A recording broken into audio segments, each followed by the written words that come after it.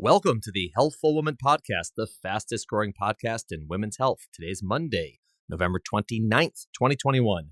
Hope you all had a nice Thanksgiving weekend. And for those of you celebrating, happy Hanukkah. Today and next week, my guest is Dr. Emily Miller. Emily is a maternal fetal medicine specialist at Northwestern in Chicago, and she's terrific for many reasons. One of them is her passion for mental health, particularly surrounding pregnancy. Emily has been doing great research and advocacy and clinical care for people with mental health issues before, during, and after pregnancy. We had a long conversation about this critical topic, and we divided it into two podcasts on postpartum and perinatal depression. Today is part one, focusing mostly on postpartum depression, and then next week will be part two, focusing on the beginning and middle of pregnancy. In my own experience, mental health is becoming more and more part of our everyday practice of obstetrics, and it's something we all need to be talking about. So I'm really happy Emily agreed to come on the podcast because she is truly one of the national leaders in this arena. All right. If you're new to the podcast, glad to have you.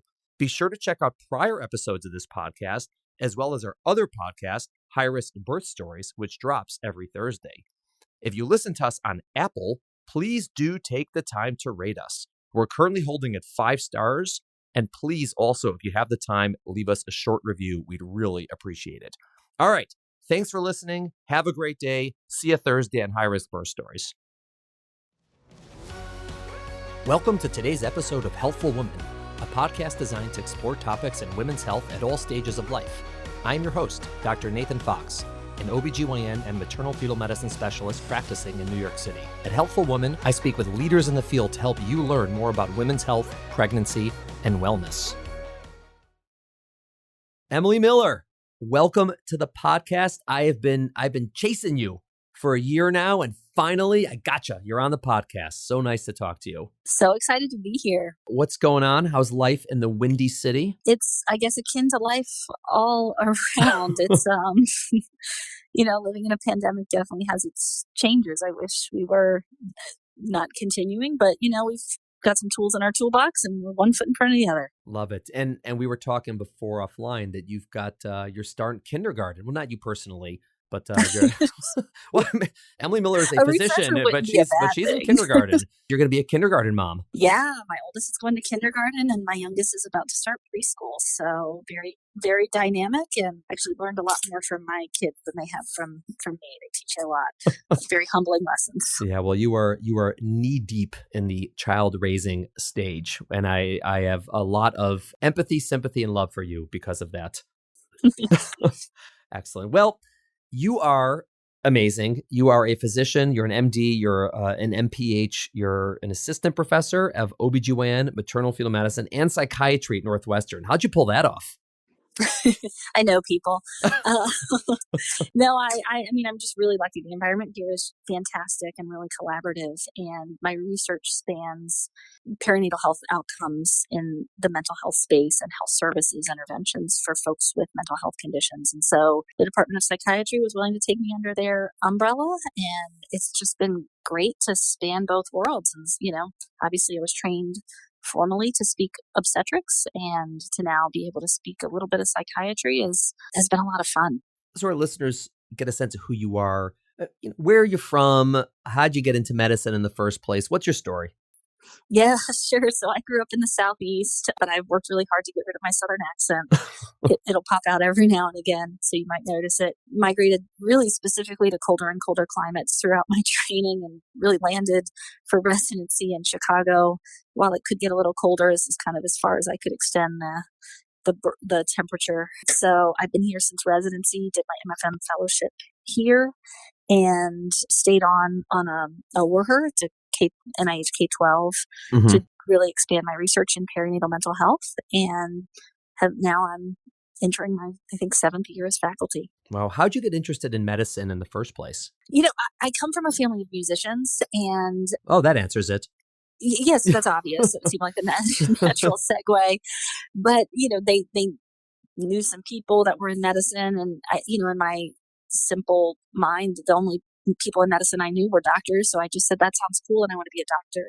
And I'm stubborn. And, when I have a goal, I just am a dog with a bone. So I did that and, really love the concept of a career that's built on the principles of being able to apply science, apply, in my mind, research is an art form. It's a tapestry that you get to create to be able to answer questions. And, it's such a fulfilling job that we have to really get to take care of people. So It's great. that's what I did. And then when you were in med school, at what point did you know you wanted to do OB-GYN, women's health? It wasn't until my OB-GYN rotation. It was the furthest thing from my mind. Really? What did you think you'd be doing? I thought actually pediatric infectious disease was something I toyed with, just the global health implications. And again, these are just, you meet inspiring people and say, well, that sounds great. I want to do this. And not really having any context or family that was in medicine. I just kind of didn't know what to expect with anything. And then on my OB-GYN rotation, just had amazing mentors, just really inspiring, from the interns to the residents to the attendings, and thought that this is really dynamic field of and vast opportunity for things to do. I knew I wanted to integrate clinical research into my career, and it seemed like a sphere where there are a whole lot of questions that haven't been answered. So it would be longitudinally fulfilling. Is that why you got your master's in public health as well? I knew I wanted to do research and get some foundations in effectiveness outcomes research. And so it felt like a time to take a step back and get those tools in my toolbox so that I could apply them throughout the rest of my training. I mean, the other piece, to be honest, is I was floored that I wanted to do OB-GYN. And that's just a huge pivot when you're not thinking about that career path. And so having that extra year, I took a year between my third and fourth year to just reflect on what this would look like and make sure that this is truly what I was committed to. Just gave me a little bit of breathing room to think and reflect and be sure before marching forward. Well, you ultimately did it, and you ended up in Chicago. And I'm going to ask you two questions about Chicago. Number one, how long did it take for them to convert you into a Cubs fan? And the second is, how do you decide to pivot, not pivot, but maybe go into the field of maternal fetal medicine? So start with the Cubs. Yeah, most importantly. Yeah, I will say I live in East Lakeview, and the exit I take off of Lakeshore Drive is kind of what's taken by effectively all of Chicago on Cubs game nights. So I became a little bit less of a Cubs fan because it extends my commute fairly dramatically. And I'm agnostic to baseball. If it's not honestly soccer, then I don't generally watch the sport, much to the chagrin of the rest of my family. So, oh dear. Well, maybe we'll edit that out so people don't just dislike you for not liking the Cubs. Okay, but it's fine. I understand. You live in the neighborhood. It's tough. The lights are on. People walking around. Yes. A lot of stuff going on. It's not quiet. That's for sure on game night. So it's all good. Okay, so not the Cubs, but you definitely are a fan of maternal fetal medicine because you did that. So what brought you into our neck of the woods? Yeah, I became really enamored with obstetric practice. And again, knowing I wanted a career in clinical research, it's just an area where we have so many opportunities from a translational science standpoint, from a clinical trials standpoint, from observational data and the nuances of interpreting observational data. From health services standpoint, I think there's so many opportunities we have to improve the care that we deliver to pregnant people and improve intergenerational outcomes. So I felt like it was a space that was certainly ripe for clinical research, but it's also such a rewarding area to navigate through difficult complexities in a pregnancy with an entire family and kind of be that anchor for that family during difficult decision making.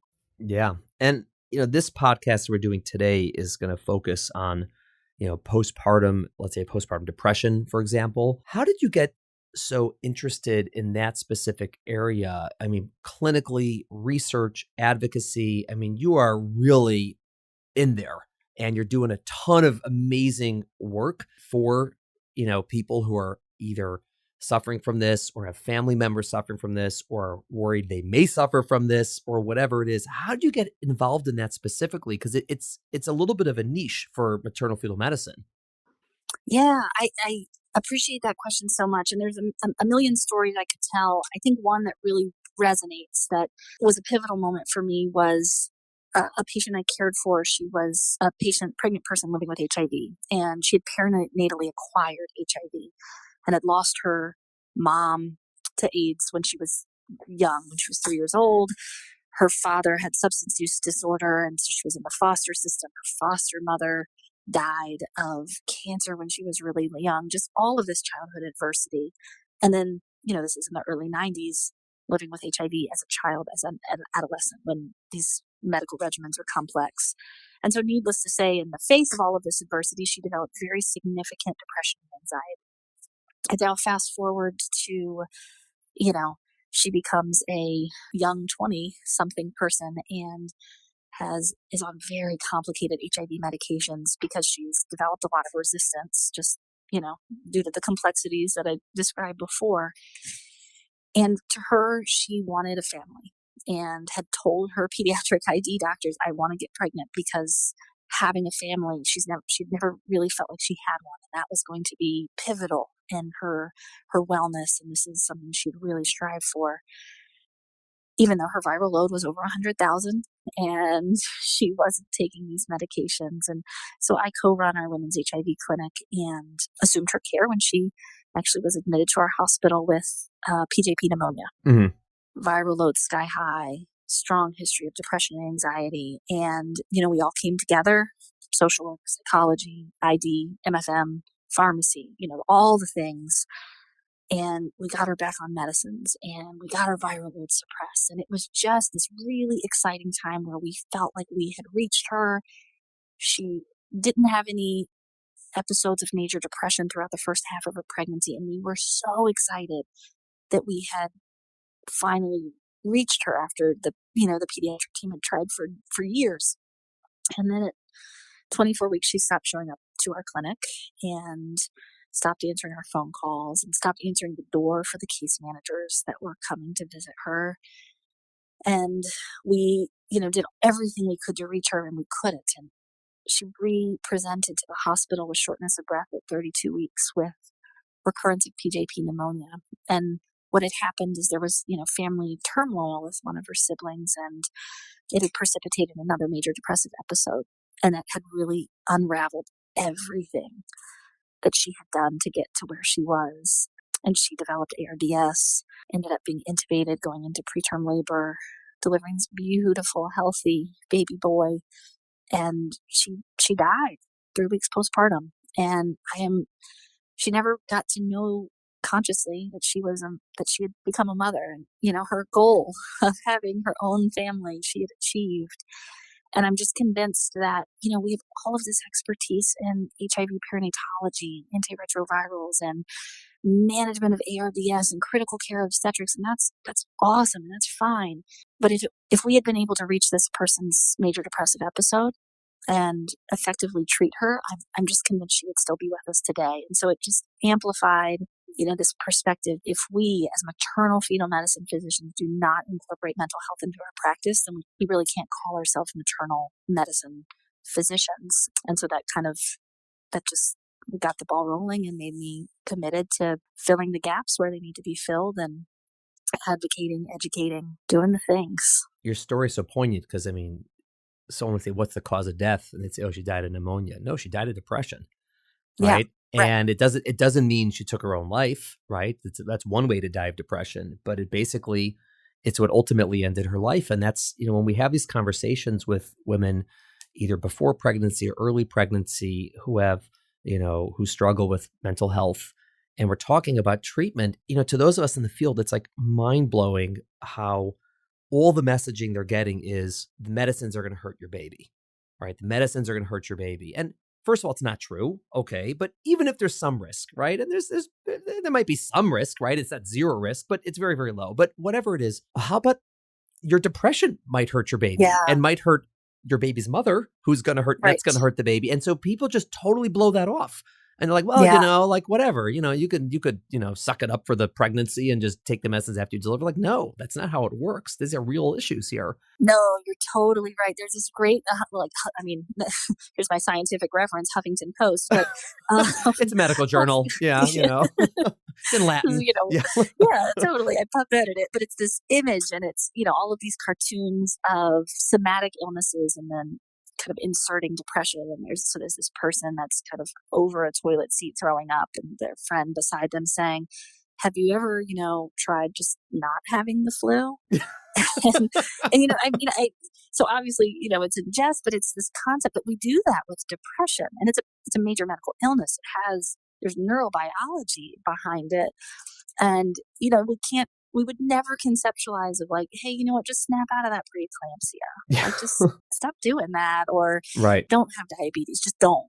Right. But, Right. but we do that with depression, and I think Right. we, as just humans, Yeah. stigmatize mental illness and say, pregnancy or not, just try to muscle through it or be stronger than that, Right. and instead of recognizing it as the disease that it is. Right. It's like, what does this person have to be cancer about?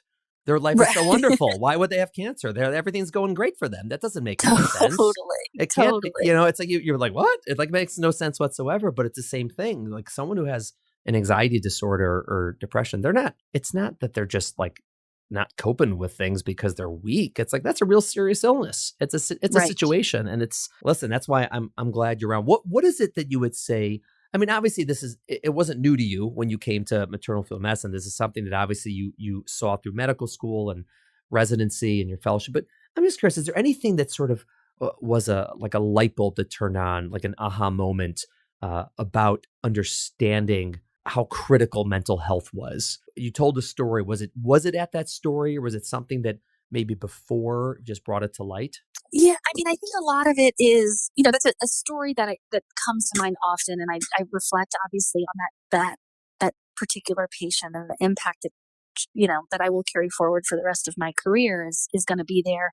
I think we can all think about examples of when we just haven't been able to reach a person, or we haven't been able to have that connection, or the outcome hasn't gone in the same way. And I think those are oftentimes, not always certainly, but oftentimes we can uncover, what are the psychosocial, what are the mental health, what are the social structural determinants of health that played a role.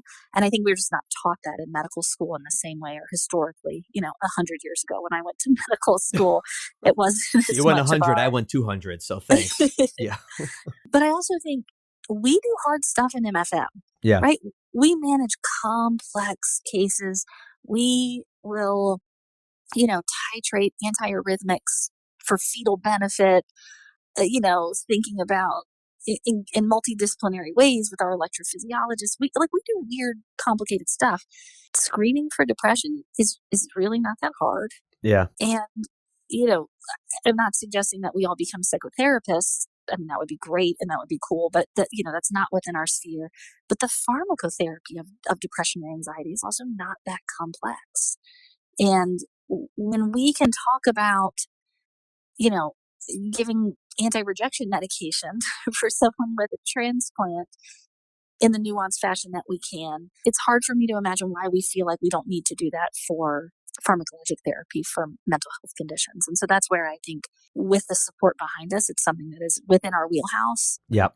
To be able to talk about it, to be able to dose manage, up titrate. These are not foreign concepts to us. Yeah. I think we just need to develop this fluency. Yeah. I mean, I would say for me, I feel like I didn't get enough of this in medical school and even residency and probably fellowship. I don't think I really began to appreciate how much mental health plays a role in health overall, and also in pregnancy until I was in practice. And you're actually, because you're seeing so many more patients and you have much more of a relationship with them and you get to know them and talk to them. And I'm like, oh my God, so many people, right, have, I have anxiety, I have depression, I have OCD, and it's part of their health, and you have to talk about it all the time. And I don't mean that in a negative way, like it is a part of their health, and you're addressing it, you're talking about it, you're thinking about it. And I never really understood that as much until I was really taking care of people. And I think it was also the same time when I personally developed,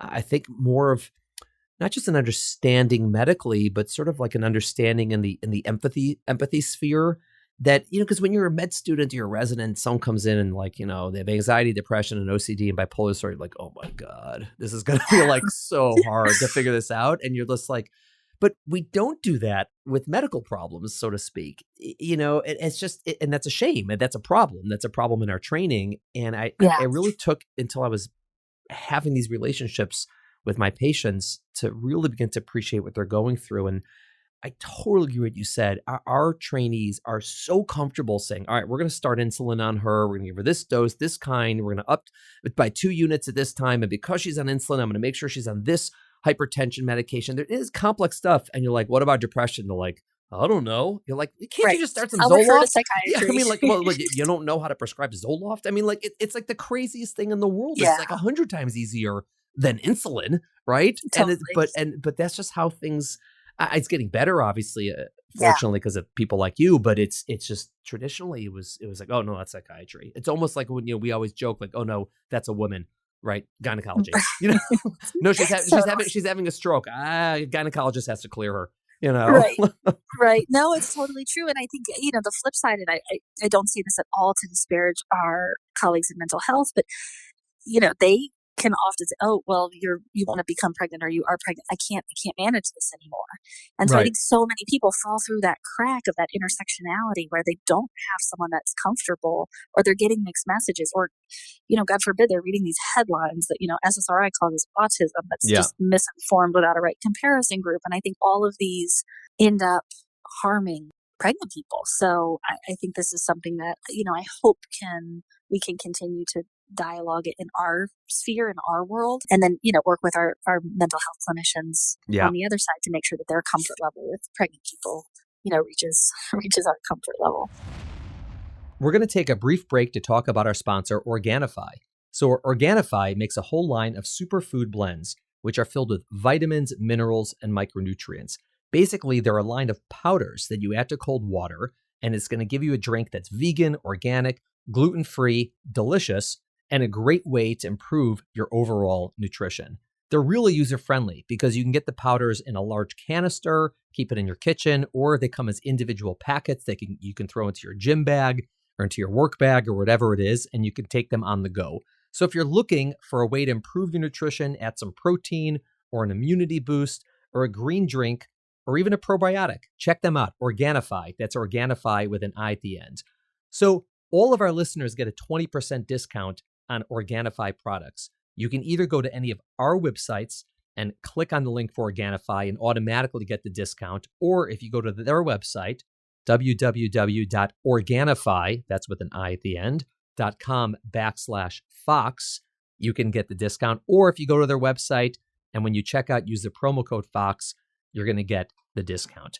Now, Will from Organifi emailed me that they're having a special Black Friday to Cyber Monday sale. So from November 26th until the 30th, all of our listeners are going to get 25% off everything and free shipping on orders over $100.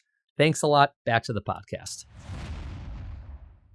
I want to focus on 2 areas, almost backwards. I want to start with the postpartum period, because that is sort of the time where, for many people, they don't have a history of mental health illness or mental health diagnoses or mental health treatments. And it may be their first experience with depression or anxiety. And to talk about that, and then we'll talk about someone who does have that coming into pregnancy. Because I think the former is sort of the area that a lot of women who are pregnant are really concerned about. They're like, wait, is this going to happen to me? So, how would you define, let's take depression for now, even though obviously there's anxiety.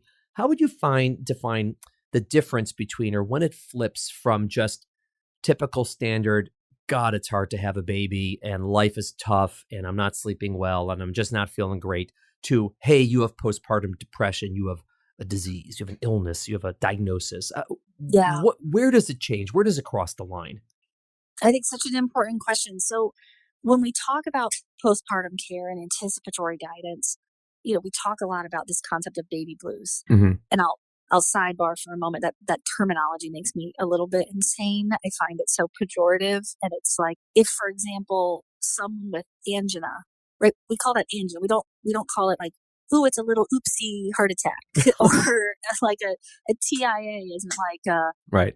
Ooh, a head owie. It's like it's a diagnosis, right. And so pre-stroke, not to pathologize baby blues, but it's just I think the language is so important, and when we minimize symptoms or don't kind of put it with any recognition behind it, I think it does minimize people's attention to it. But that being said, the data would suggest that 50 to 80% of women will experience this quote unquote baby blues, which is feeling overwhelmed, tearful, crying, but still being happy. And that usually resolves within 2 weeks postpartum.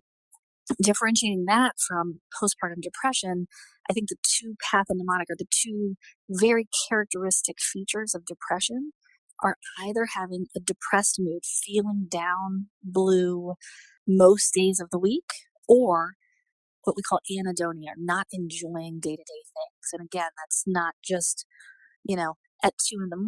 when you're not enjoying getting out of bed and feeding your baby for the 800th time, but really not enjoying any part of your day most days of the week over the 2 prior weeks. And so one of the two of those needs to be present to meet diagnostic criteria for depression. And that's not to say that there can't be subclinical or subdromal or anxiety, like you mentioned, is such a huge component. But I think those are two things to keep in mind is, gosh, if you're starting to feel like that, then it really is time to reach out. Yeah. How common would that be? So you said like 50, 80% will have something, but how common is it to reach the point that that's happening, that on, most days of the week, you are either really feeling depressed or you don't get enjoyment out of anything, really? Yeah, it is not uncommon. Yeah. So the data would suggest 1 out of every 7 postpartum people will experience this, which that's not rare. All of us can, even outside of the OB community, can think of 7 pregnant people that we've known. 1 out of every 7 will experience this. So despite it's just shocking to me when you think about how common this is and yet how little training we get in obstetrics on its management. It's more common than preeclampsia. It's more common than diabetes or pregnancy. It's on the order of the likelihood of a C-section. I mean, you're talking, totally. And it is amazing because the other thing that's so remarkable, 1 in 7, all right, so 10, 15%, in that range. Okay. Yeah. But how many people have babies, right? So close to 50% of the population on Earth, right? Maybe not exactly 50, but it's right. Up there. And so you're thinking 10 to 15% of half of humans, right. are gonna experience this and have this. The numbers are astounding how many people struggle with this. And I would say a lot of people, the diagnosis is delayed a long time, right? Why is that? Why do so many people suffer for so long before it gets recognized or never gets recognized, let's say, clinically? Yeah. So this is, I whenever I give talks on this, I show this graph. I think it's so eye-opening. So, a lot of people in the health services world will conceptualize of mental health care as a care cascade. Like, each thing kind of depends on the thing that happens before it. So to walk this out specifically, right, for a person with postpartum depression to be ultimately, like, our goal is for her to have remission of her depressive symptoms, for that to all go away.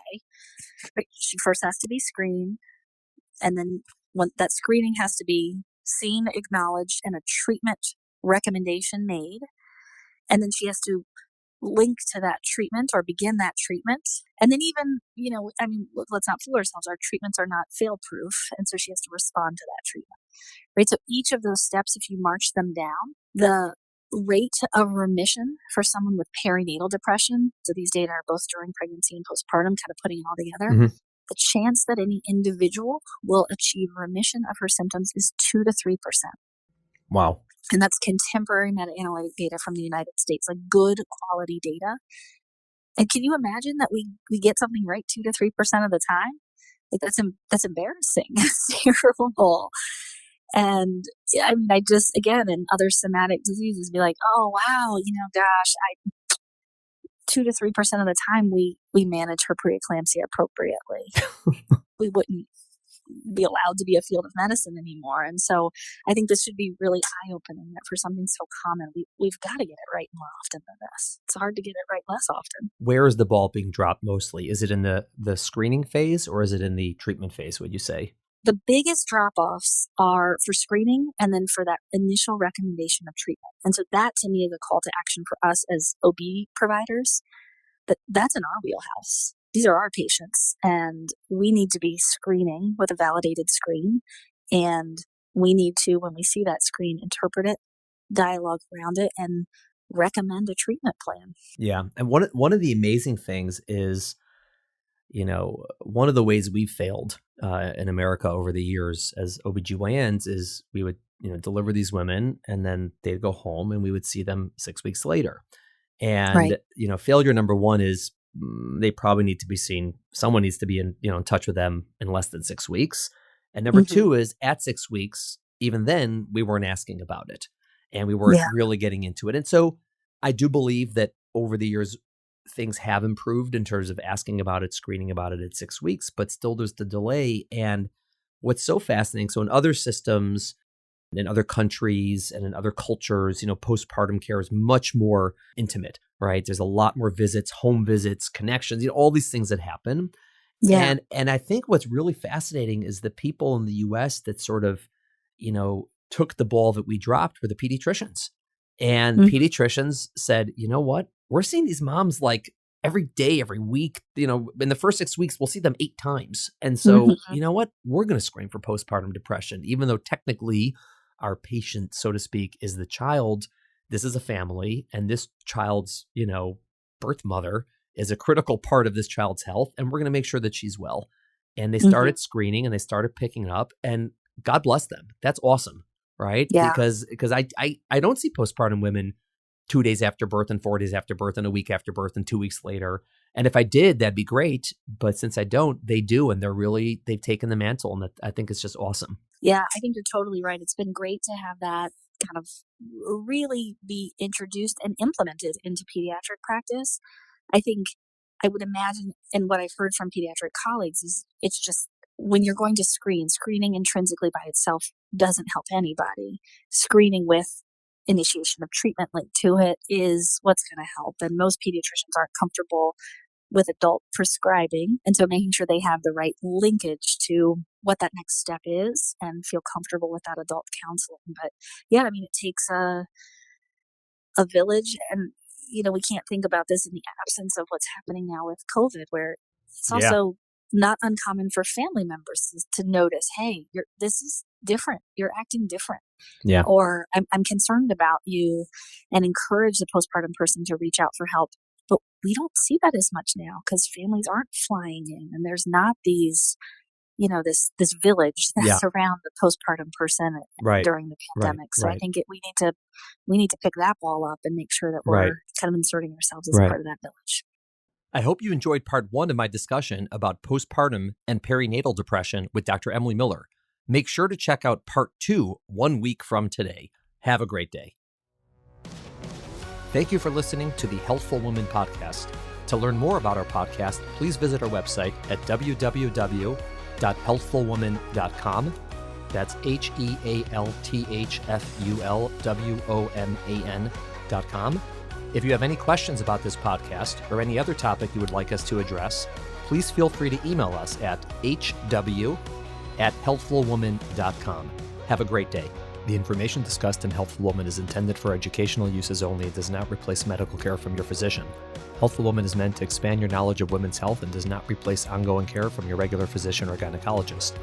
We encourage you to speak with your doctor about specific diagnoses and treatment options for an effective treatment plan. Paid sponsors of the podcast are not involved in the creation of the podcast or any of the content. Support for our sponsors should not be interpreted as medical advice from the podcast, the host, or the guests.